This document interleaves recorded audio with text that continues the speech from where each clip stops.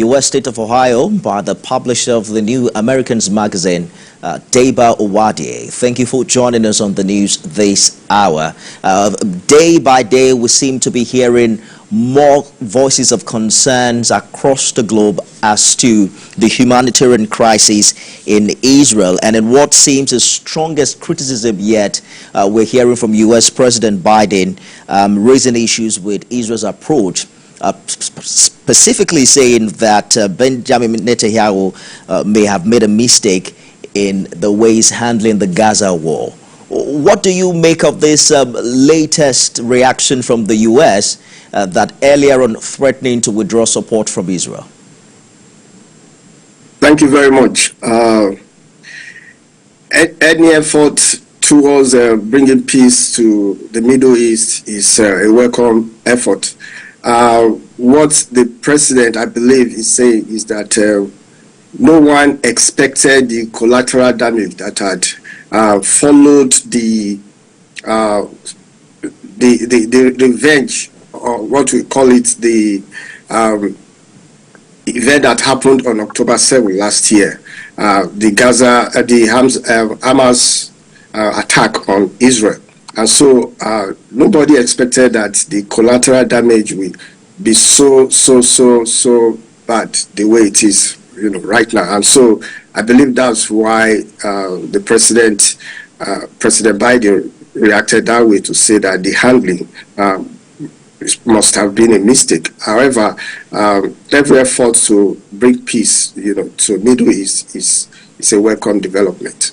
Absolutely, it is. We're also hearing from Australia suggesting that it may recognize the Palestinian statehood in line with its faith in the two-state solution. We're hearing similar news from the UK as well. What does this mean for the global support, or perhaps support from the West, that Israel seems to have enjoyed before this war?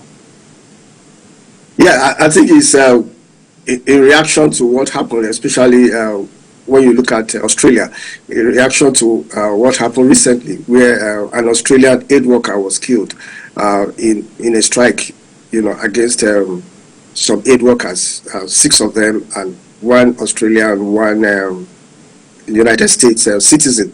But notwithstanding, I think concerted efforts is needed to ensure that there is a two-state solution that will include Israel being part of it, and the Palestinians as well.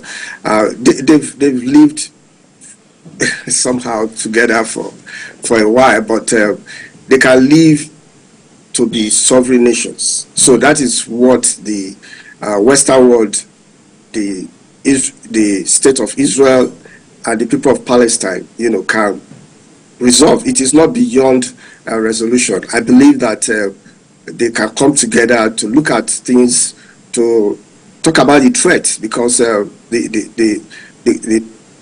people of the Israel nation is talking about threats if there is a two-state solution.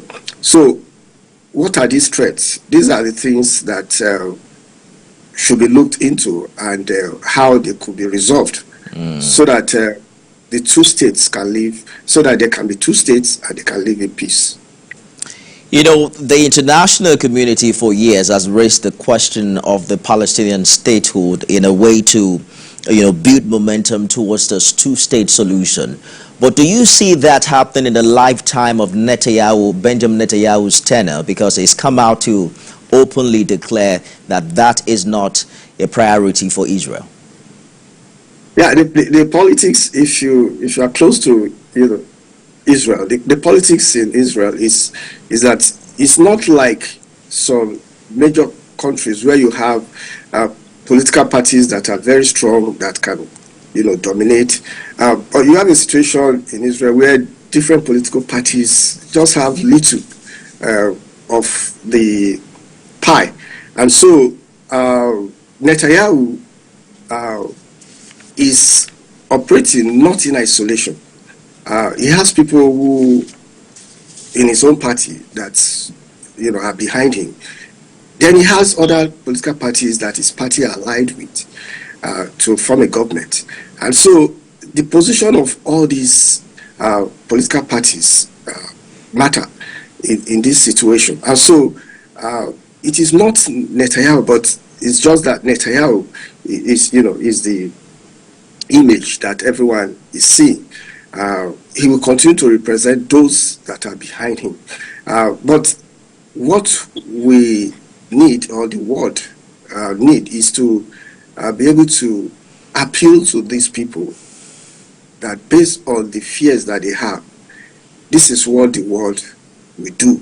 Indeed. If those fears are breached in future. And so that is what we also, in the world need to understand. Hopefully respite comes to the thousands of Palestinians who are now currently displaced, and many of them who's lost loved ones in the past months. Publisher, New Americans magazine, Deborah Wade, thank you for talking to us on The World Now. Thank you very much. We'll take a break and we'll be back with more stories from around the world. Stay with us.